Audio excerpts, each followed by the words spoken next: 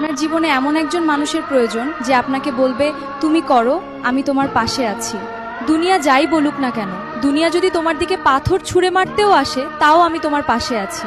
যদি এমন কোনো মানুষের সঙ্গ আপনি পেয়ে যান না, তাহলে আপনি শুধু দুনিয়ার সাথে নয়, আপনি এই পুরো মহাবিশ্বের সাথে লড়াই করতে পারবেন।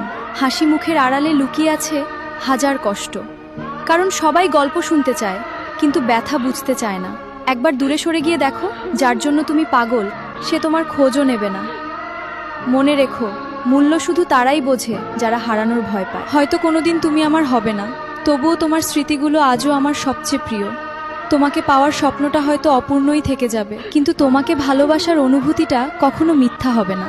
কারণ একতরফা ভালোবাসায় অভিযোগ কম থাকে, আর নীরব অপেক্ষাটাই সবচেয়ে বেশি কথা বলে। যে সত্যি করে ভালোবাসবে তোমাকে ভাগ্যের ওপর ছেড়ে দেবে না। হাজারটা বাধা আসুক, তবুও তোমার হাত ছেড়ে যাবে না।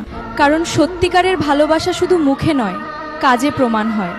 আর যে শেষ পর্যন্ত তোমাকে নিজের করে পাওয়ার জন্য লড়াই করে, সেই সত্যি ভালোবাসে। যাকে সবচেয়ে বেশি নিজের ভেবেছিলাম, সেই একদিন বুঝিয়ে দিল সব অনুভূতির। আজও তোমার নাম শুনলে অজান্তেই হাসি চলে আসে।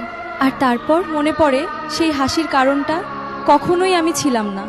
ভালোবাসাটা তবুও আফসোস নেই, কারণ আমি অভিনয় করিনি, মন থেকে ভালোবেসেছিলাম। একদিন যখন নিজের দায়িত্বের বোঝা কাঁধে নেবে, তখন বুঝবে বাবা কেন এত চুপচাপ থাকে। যখন নিজের ঘুম ছেড়ে অন্য কারোর জন্য জেগে থাকে, তখন বুঝবে মা কেন নিজের ক্লান্তি কখনো প্রকাশ করতেন না। পৃথিবীতে অনেক সম্পর্ক আসে আবার হারিয়েও যায়, কিন্তু বাবা মায়ের ভালোবাসা এমন এক আশীর্বাদ। তাই সময় থাকতে তাদের পাশে থাকো, আর ভালোবাসা প্রকাশ করতে কখনো দেরি করো না।